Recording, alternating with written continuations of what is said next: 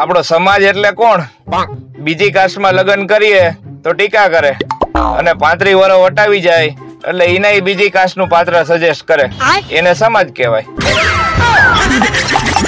હમણાં મારા દોસ્તારને ફોન કર્યા વગર એની ઘરે મળવા ગયો. ત્યાં મને ખબર પડી કે એ તો મારી ભેગો ફરવા ગયો.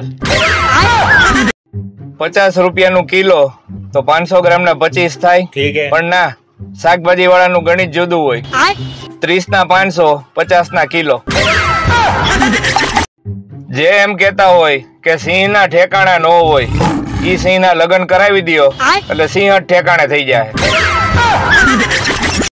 પતિ કે 23 વર્ષ થઈ ગયા આપડા લગ્ન ને, તોય હું કાંઈ બોલું સીધી ભૂલ કાઢવા માંડસ તું. ઓલી કે 23 નહીં 24 થયા. ઈ વસ્તુ સારી છે કે પ્રાણીઓમાં જમવાનું બનાવવાનો રિવાજ નથી, નતર હાથીની વહુ તો જમવાનું બનાવી બનાવીને થાકી જાત. પતિ પત્ની બે હારે શાક લેવા જાય ને ત્યારે પતિ જે શાક ગોતીને દે ને ઈ પત્નીને સારું જ ન લાગે. મેં એવી ટ્રાય કરી. એને જે શાક વીણું તું ને અને ટોપલીમાં નાખ્યું તું, ઈ ટોપલીમાંથી ટમેટો કાઢીને દીધું તો મને કે નથી સારું, બીજું લ્યો. તો મિત્રો પૂછવું તું ઈ કે માણસ જયારે રોવે છે ત્યારે એની આંખમાંથી આંસુડા પડે છે, તો દાંત કાઢે છે ત્યારે દાંત કેમ નથી પડતા?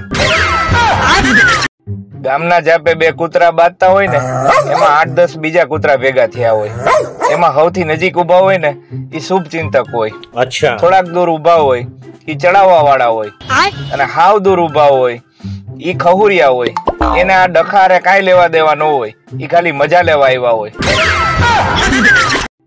આપણે ત્યાં લોકોનું એક સ્પેશિયલ ટેલેન્ટ છે, ઈ કોઈ પણ કામ કર્યા વગર આખો દિવસ બીજી રહી શકે.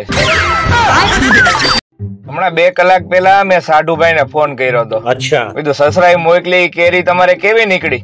અમારે તો બહુ મીઠી લાગી, મજા આવી ખાવાની. બસ ત્યારથી જ સાઢુભાઈ ને સસરા વચ્ચે લપ ચાલુ છે.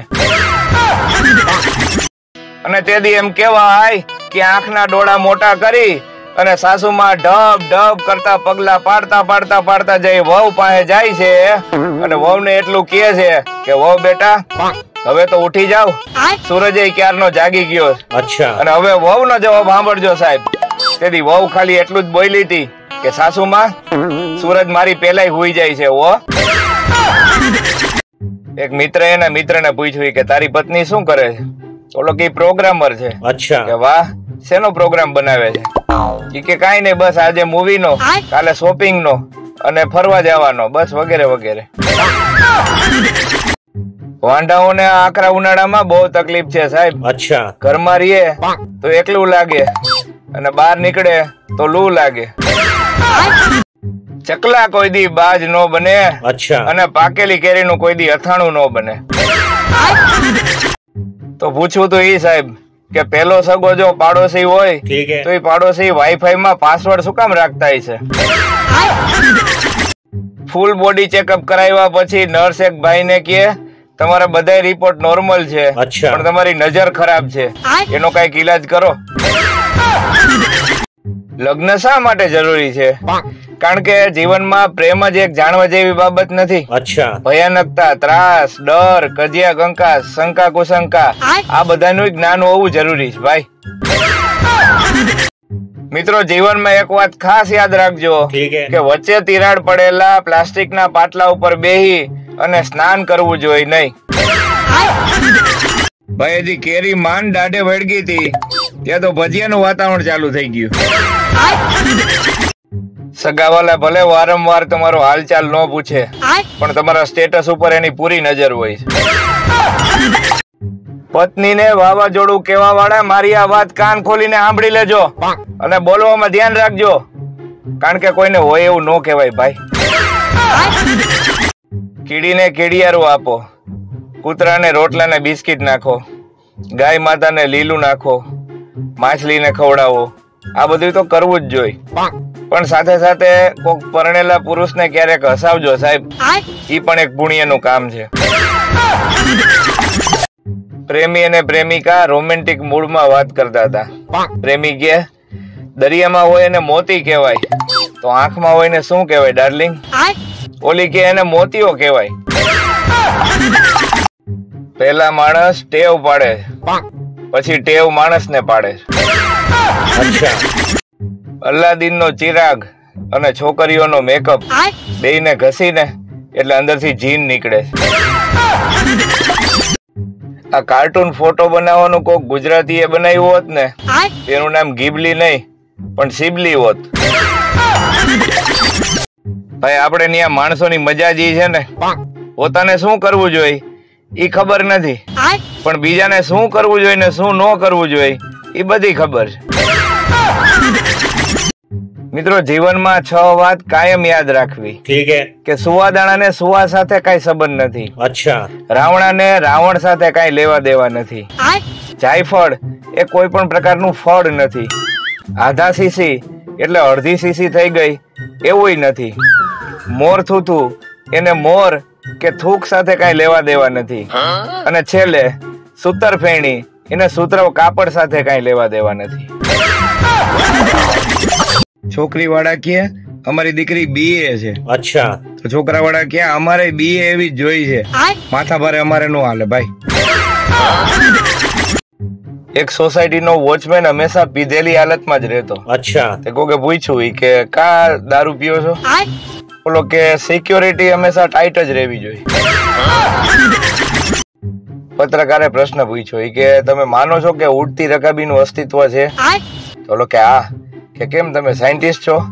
બોલા ભાઈ કે ના ના હું પરણેલો છું. સારું છે આ કાર્ડિયોગ્રામમાં હૃદય કઈ રીતે ધબકે છે ને ઈ જ બતાવે. અચ્છા. જો એવું બતાવત કે કોના માટે ધબકે છે તો કેટલાયના હાડકા ભાંગી ગયા હોત ભાઈ.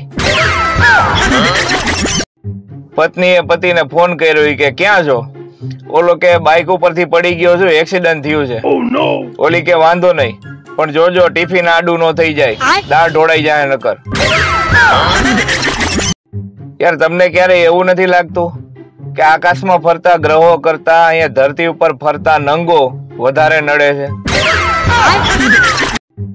એક ગામમાં એક પતિ પત્ની રહેતા હતા. ઠીક હે. અને આજે ઈ ન્યા જ રહે છે. અને હું તો કહું ભલે રહેતા, આપણે હું કામ આખા ગામની પંચાયત કરવી જોઈએ ભાઈ.